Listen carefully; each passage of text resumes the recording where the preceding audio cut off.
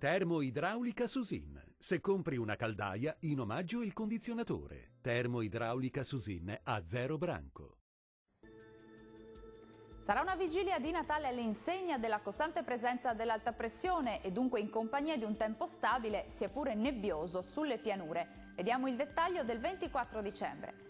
Sul Veneto tempo asciutto, tuttavia con foschie, nebbie e nubi basse, specie al mattino sulle pianure centro-meridionali, ma in rapido dissolvimento. Ampio soleggiamento altrove con cielo sereno o al più con poche nubi sparse.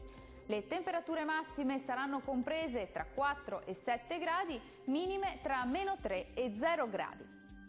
Che tempo farà sul Friuli Venezia Giulia? Anche qui presenza di locali foschie o nubi basse sulle pianure meridionali della regione, ma in rapido dissolvimento col passare delle ore. Ampio soleggiamento sui restanti settori, dove il cielo sarà in prevalenza sereno o al massimo poco nuvoloso. Le temperature massime saranno comprese tra 5 e 7 gradi, minime tra -2 e 1 grado.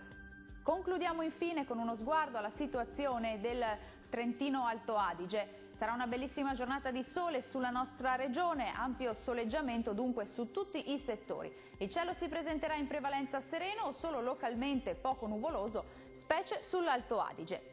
Le temperature massime saranno comprese tra 5 e 9 gradi, minime sotto zero.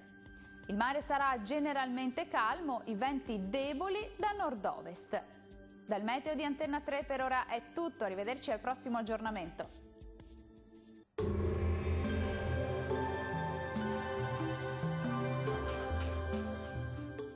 Termoidraulica Susin. Se compri una caldaia, in omaggio il condizionatore. Termoidraulica Susin a 0 branco.